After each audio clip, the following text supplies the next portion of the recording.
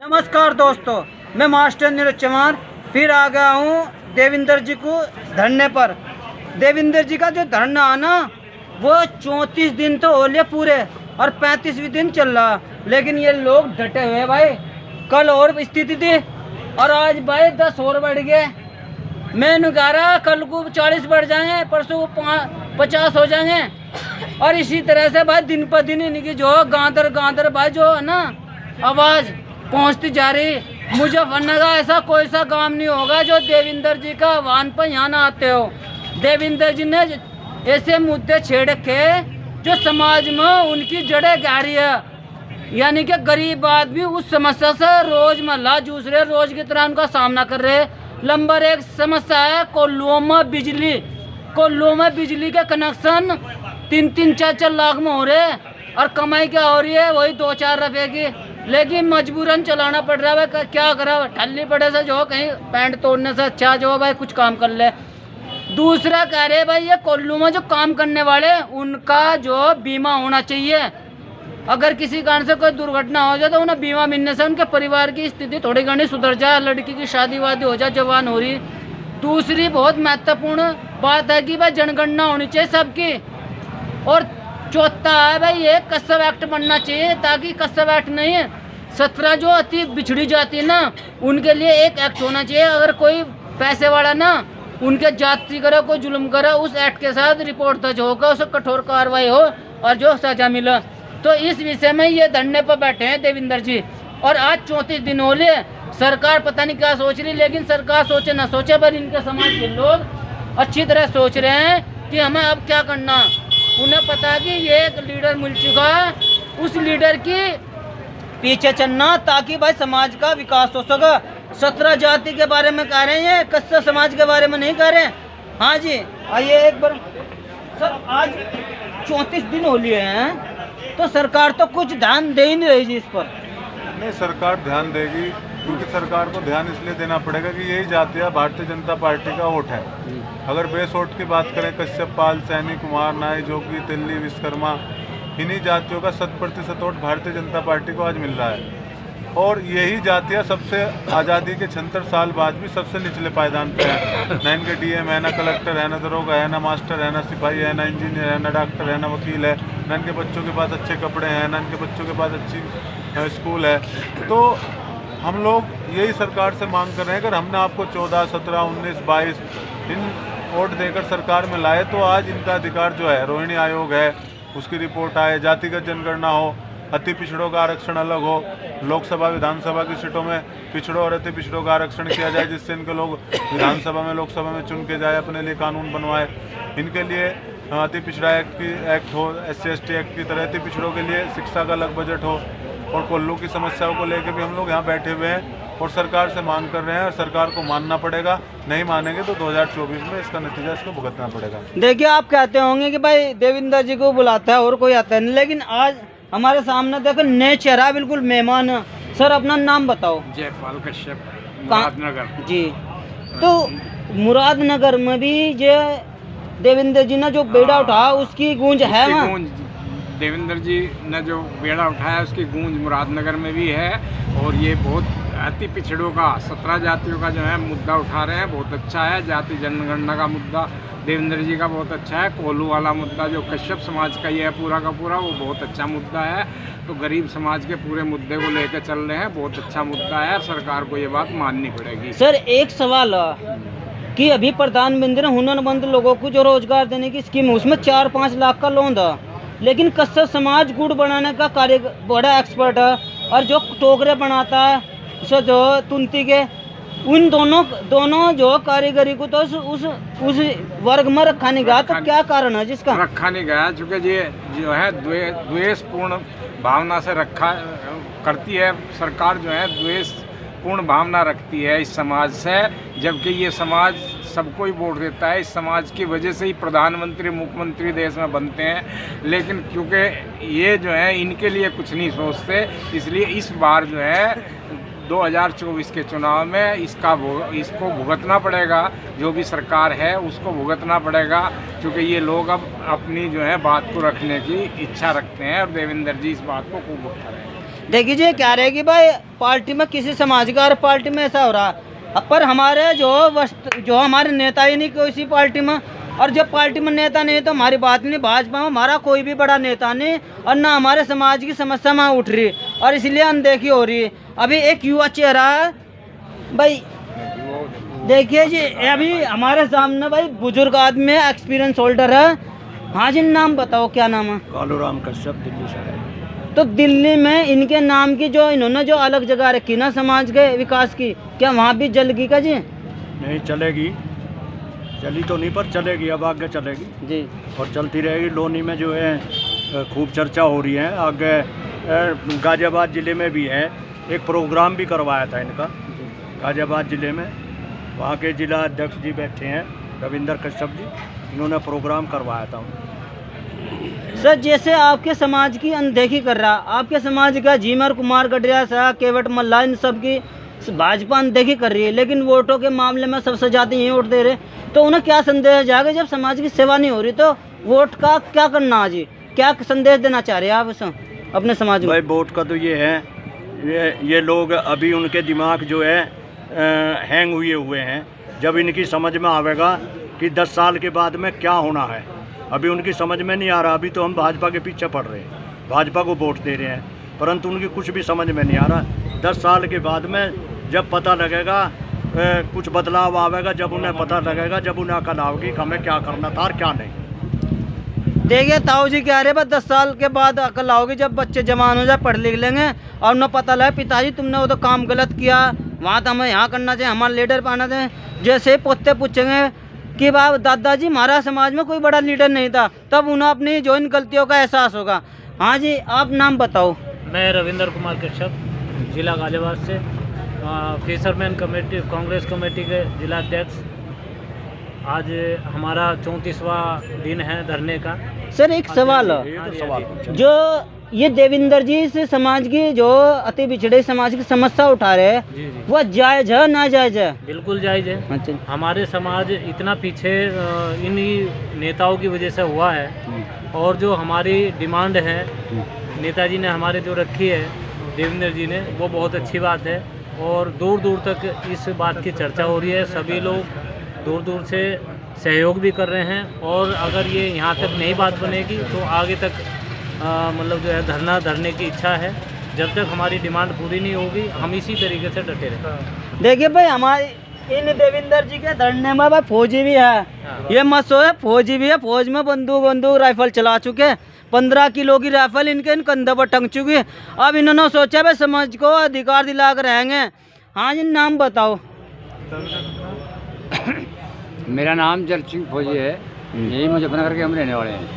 तो इस धरने को किस नज़रिए से देख रहे हैं, ये सफल होगा या नहीं होगा? ये सफल होगा, सफल करके रहेंगे।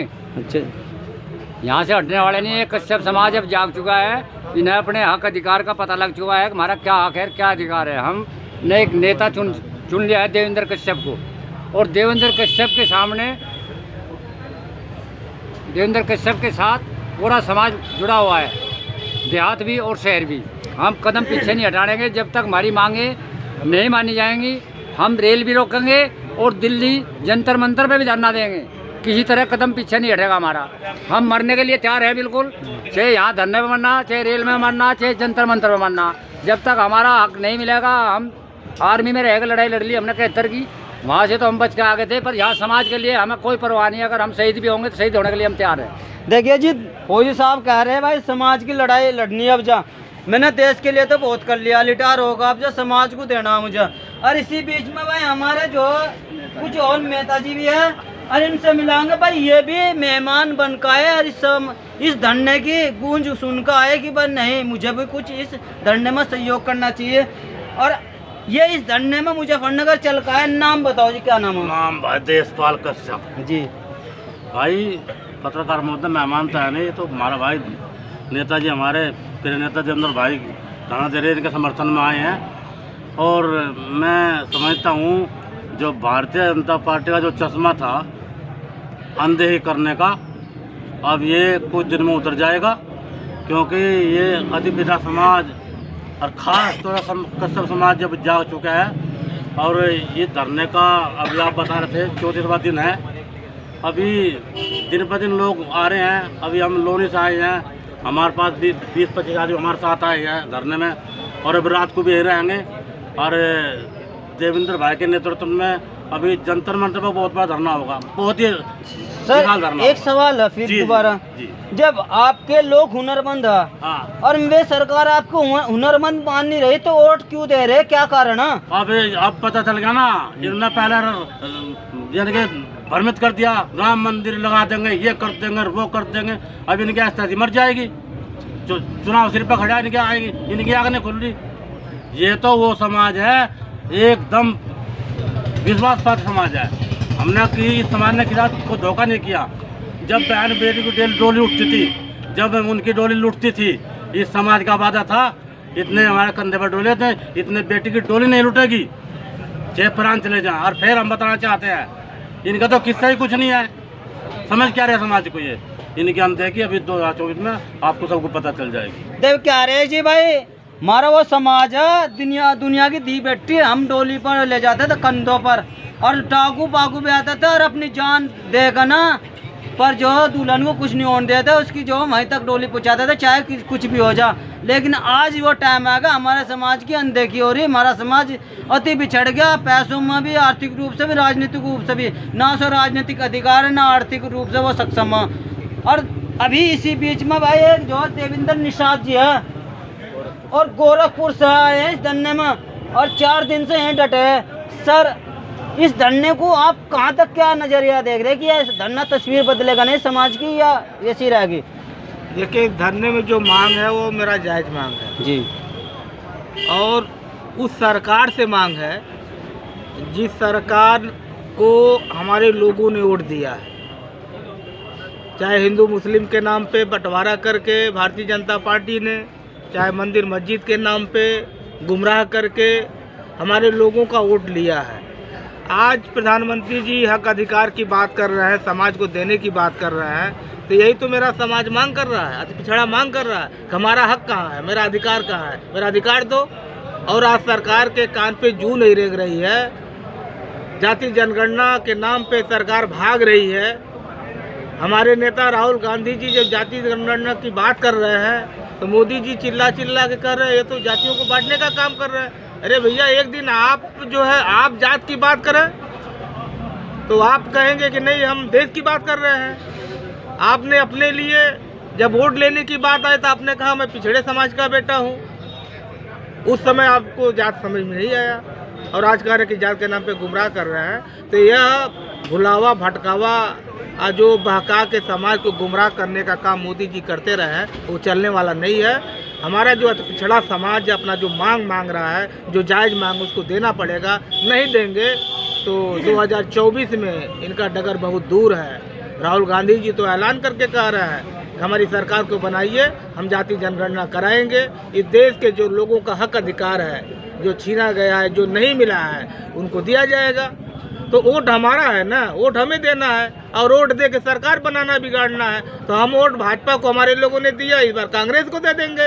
नतीजा क्या होगा, सरकार बनेगी, और सरकार बनने के बाद जो हमारा अधिकार मिल जाएगा। देखिए क्या रहेगी भाई ये देवेंद्र निषाद जी कि भाई वोट अब की बार जो हम बदल देंगे अगर हमारा अधिकार हमें नहीं लिया।